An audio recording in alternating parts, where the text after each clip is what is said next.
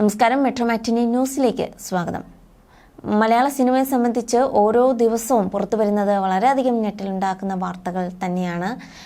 ഇപ്പോഴത്തെ മോഹൻലാലിൻ്റെ ഒരു ഇടപെടൽ അല്ലെങ്കിൽ അന്വേഷണ സംഘത്തിൻ്റെ ഒരു ഇടപെടൽ വ്യക്തമാക്കുന്ന രീതിയിലുള്ള വാർത്തകളാണ് പുറത്തു വരുന്നത്. അത് പുറത്തുവിടുന്നത് മറ്റാരുമില്ല, മലയാള സിനിമാ സെറ്റിൽ ക്യാരവാനിൽ ഒളിക്യാമറ ഉണ്ടെന്ന് ആരോപണം ഉന്നയിച്ച രാധിക ശരത് കുമാർ തന്നെയാണ് ഈ ഒരു വെളിപ്പെടുത്തലും ഇപ്പോൾ പുറത്തു കൊണ്ടുവരുന്നത്.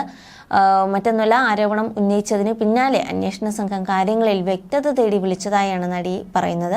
അതുപോലെ തമിഴ് സിനിമാ മേഖലയിലും ഇത്തരത്തിലൊരു അന്വേഷണ സമിതി രൂപീകരിക്കണമെന്നും രാധിക ആവശ്യപ്പെട്ടു. എൻ്റെ സിനിമയുടെ സെറ്റിലാണോ ഇത്തരത്തിലൊരു അനുഭവം ഉണ്ടായെന്ന് ചോദിച്ച് മോഹൻലാൽ വിളിച്ചിരുന്നു.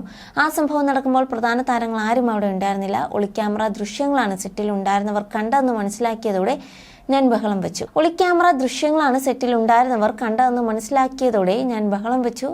നിർമ്മാണ കമ്പനി അധികൃതരെ വിളിച്ചു നടപടിയെടുക്കാനും ആവശ്യപ്പെട്ടിരുന്നു. ദൃശ്യങ്ങൾ ഡിലീറ്റ് ചെയ്യിപ്പിച്ചു. വർഷങ്ങൾക്ക് മുൻപുള്ള സംഭവങ്ങൾ വിളിച്ചു പറഞ്ഞ് വിവാദമുണ്ടാക്കുന്നത് എന്തിനാണെന്നാണ് ചിലരെങ്കിലും ചോദിക്കുന്നത്.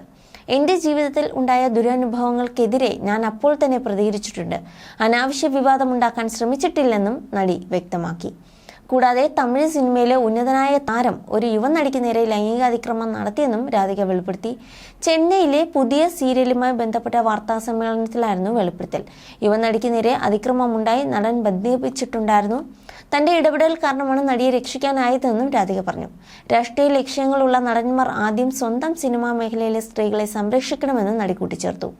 ഹേമ കമ്മിറ്റി റിപ്പോർട്ട് പോലെ പ്രശ്നങ്ങൾ പഠിക്കാൻ പ്രത്യേക സമിതി ഉണ്ടാക്കാനുള്ള തീരുമാനത്തിലാണ് തമിഴ് സിനിമാ ലോകം. മലയാളത്തിലേതുപോലെ തന്നെ തമിഴകത്തും തെലുങ്ക് സിനിമാ ലോകത്തും നടിമാർ വലിയ പ്രശ്നങ്ങൾ നേരിടുന്നുണ്ട്. അതുകൊണ്ട് തന്നെ അവർക്കും ഒരു കമ്മിറ്റി രൂപീകരിക്കണം എന്നുള്ള നിലയിലേക്കാണ് സിനിമാ ലോകത്തെ കാര്യങ്ങൾ പോകുന്നത്.